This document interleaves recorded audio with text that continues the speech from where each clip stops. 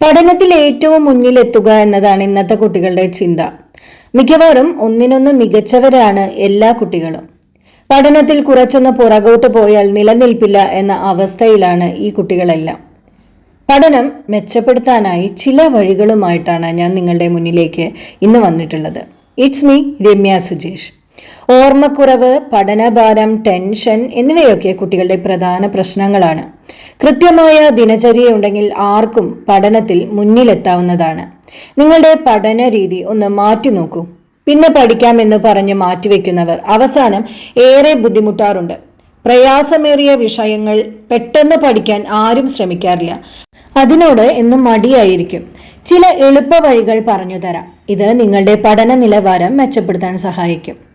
നമ്മുടെ പഠന രീതിയിൽ മാറ്റം വരുത്താം. പാഠ്യവിഷയങ്ങൾ അന്നന്നു തന്നെ വായിച്ചു തീർക്കാൻ ശ്രമിക്കുക. ഇതിൽ പ്രയാസമേറിയ വിഷയങ്ങൾ ആദ്യം തീർക്കാൻ ശ്രമിക്കുക. അതിന് വേണം മുൻഗണന നൽകാൻ. ആഴ്ചതോറും വായിച്ചത് വായിച്ചുകൊണ്ടേയിരിക്കുക.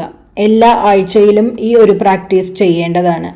ഇനി നമ്മുടെ ഓർമ്മശക്തി കൂട്ടാനായി ഒന്നിലധികം തവണ വായിക്കാൻ ശ്രമിക്കുക. വാക്കുകളുടെയും തത്വങ്ങളുടെയും അർത്ഥം മനസ്സിലാക്കി തന്നെ വായിക്കാൻ ശ്രമിക്കുക. പ്രധാനപ്പെട്ടവ മറ്റൊരു നോട്ട്ബുക്കിലേക്ക് എഴുതി വെക്കാവുന്നതാണ്. പഠനം അവസാനിപ്പിക്കുന്ന സമയത്ത് ഈ നോട്ട്ബുക്ക് ഒന്നുകൂടി എടുത്ത് ആ പോയിന്റ്സ് എഴുതി വെച്ചതെല്ലാം ഒന്ന് വായിച്ചു നോക്കുക. അപ്പോൾ നമുക്കത് ഓർമ്മശക്തി കൂട്ടാനായി സഹായിക്കും. ഇനി ആവശ്യമുള്ള ഒരു കാര്യം നല്ല ഉറക്കമാണ്. അവസാന നിമിഷം പഠിക്കാൻ കൂട്ടിവെക്കുന്നവർ ഉറക്കമൊഴിച്ച് പഠിക്കാനിരിക്കും.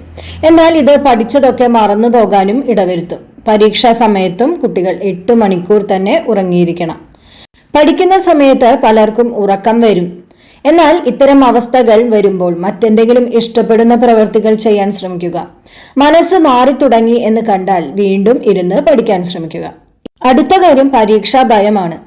ചിട്ടയായ പഠന പ്രവർത്തനം, പഠനവേളയിൽ തയ്യാറാക്കിയ നോട്ട്സ്, മാതൃകാ ചോദ്യങ്ങൾ എന്നിവ പരീക്ഷ ഭയം ഒരു പരിധിവരെ നിങ്ങൾക്ക് ഇല്ലാതാക്കാനായിട്ട് സഹായിക്കുന്നതാണ്. അതിനുള്ള കുറച്ച് വഴികൾ.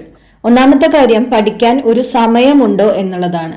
ഓരോരുത്തരുടെയും സർക്കേഡിയൻ ഋതത്തിൽ വ്യത്യാസം ഉള്ളതുകൊണ്ട് തന്നെ എല്ലാവർക്കും ഒരു സമയത്ത് തന്നെ പഠിക്കാൻ കഴിയണമെന്നില്ല. ആയതിനാൽ വെളുപ്പാങ്കാലത്ത് തന്നെ എഴുന്നേറ്റ് പഠിക്കണമെന്ന് വാശി പിടിക്കുന്നതിൽ ഒരു തരത്തിലുള്ള അർത്ഥവുമില്ല. ചില കുട്ടികൾ വൈകി ഉറങ്ങുന്നവരും ചിലർ നേരത്തെ ഉറങ്ങുന്നവരുമായിരിക്കും. ആയതിനാൽ ഇത് മനസ്സിലാക്കി വേണം പഠന സമയം തീരുമാനിക്കാൻ. അതായത് ഇന്ന സമയത്ത് പഠിക്കണമെന്ന് വാശി പിടിക്കുന്നതിൽ ഒരു അർത്ഥവും ഇല്ല. ഇനി രണ്ടാമത്തെ കാര്യം, ആദ്യം എന്ത് പഠിക്കണം? ഇഷ്ടമുള്ള വിഷയമാണോ അതോ ബുദ്ധിമുട്ടുള്ള വിഷയമാണോ ആദ്യം പഠിക്കേണ്ടതെന്നാണ് പലരുടെയും സംശയം, അല്ലേ? അതും പലർക്കും പല രീതിയിലാണ് എന്നതാണ് സത്യം. ചിലർക്ക് ഇഷ്ടമുള്ള വിഷയം ആദ്യം പഠിക്കുന്നത് വഴി ഒരുപാട് സമയം പഠിക്കാനും ഏകാഗ്രത കൂടെ കൂട്ടാനും സാധിക്കും. തലച്ചോർ നല്ല രീതിയിൽ പ്രവർത്തിക്കുകയും ചെയ്യും. അതേസമയം ചിലർക്ക് കഠിനഭാഗം പഠിക്കാനാവും താല്പര്യം കൂടുതൽ. കഠിനഭാഗം പഠിച്ചു തീർക്കുന്നത് വഴി ആത്മവിശ്വാസം ലഭിക്കുകയും തുടർന്ന് പഠിക്കാൻ ആവേശമുണ്ടാവുകയും ചെയ്യുന്നു.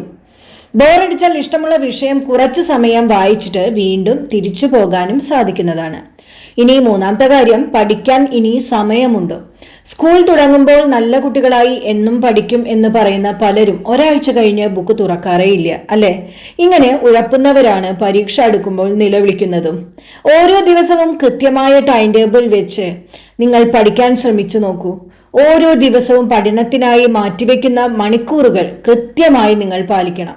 ഇവ ചിട്ടയായ പഠനത്തിലേക്കും നിങ്ങളെ നയിക്കും. ഇനി നാലാമത്തെ കാര്യം, യാത്ര ചെയ്യുമ്പോൾ സമയം നഷ്ടപ്പെടുന്നു. ഇങ്ങനെ പറയുന്നവരുണ്ടായിരിക്കും, അല്ലെ? കോളേജിലേക്കുള്ള യാത്ര, ട്രാഫിക്, ആശുപത്രി, അങ്ങനെ സമയം നഷ്ടപ്പെടുത്തുന്ന ചുറ്റുപാടും ഒരുപാട് കാര്യങ്ങളുണ്ട്. ഈ സമയം എങ്ങനെ ഉപയോഗപ്പെടുത്താം എന്നതാണ് നമ്മൾ ശ്രദ്ധിക്കേണ്ടത്. പഠിച്ചിട്ടും ഓർമ്മയിൽ നിൽക്കാത്ത സൂത്രവാക്യങ്ങൾ, തത്വങ്ങൾ, ഉദ്ധരണികൾ തുടങ്ങിയവ ചെറിയ കാർഡുകളായി എഴുതി സൂക്ഷിച്ചു വെച്ചാൽ ഈ സമയത്ത് ഓർമ്മ പുതുക്കാം. മൊബൈലിൽ പഠന ഭാഗങ്ങൾ റെക്കോർഡ് ചെയ്തിട്ടുണ്ടെങ്കിലും അതും ഈ സമയത്ത് കേൾക്കാവുന്നതാണ്. തിരക്കേറിയ ഒരു ബസ്സിൽ നിന്ന് യാത്ര ചെയ്യുമ്പോൾ പോലും ഈ ടെക്നിക്ക് നിങ്ങൾക്ക് ഉപയോഗിച്ച് സമയലാഭം നേടാവുന്നതാണ്.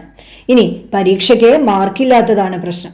നന്നായി പഠിക്കും, ക്ലാസ്സിൽ ഉത്തരങ്ങളും പറയും, എന്നാൽ പരീക്ഷയ്ക്ക് മാത്രം മാർക്ക് കിട്ടാറില്ല എന്ന് പരാതിപ്പെടുന്നവർ ഏറെയാണ്. എന്ത് ഉത്തരപേപ്പറിൽ എന്നതാണ് ഇന്നത്തെ കാലത്ത് മാർക്കിന്റെ അടിസ്ഥാനം. അതിനാൽ എഴുതി പഠിക്കുന്നതാണ് മാർക്ക് കിട്ടാൻ ഏറ്റവും നല്ല മാർഗം. പറയുമ്പോൾ ശ്രദ്ധിക്കാതെ പോകുന്ന പഠനത്തിലെ പാകപ്പിഴകൾ എഴുത്തിൽ തിരിച്ചറിയാൻ സാധിക്കും. എഴുതി നോക്കുന്നവ മനസ്സിൽ ദീർഘകാലം മായാതെ നിലനിൽക്കുകയും ചെയ്യും. ഈ കുറച്ചു കാര്യങ്ങളെല്ലാം നിങ്ങളൊന്ന് ചെയ്തു നോക്കൂ. നിങ്ങളുടെ പഠനത്തിൽ മാറ്റങ്ങൾ എന്തായാലും സംഭവിച്ചിരിക്കും. നിങ്ങൾ ആഗ്രഹിക്കുന്ന മാർക്ക് ഈസി ആൻഡ് എഫേർട്ട്ലെസ്ലി നിങ്ങളിലേക്ക് എത്തിച്ചേരട്ടെ. Universal blessings.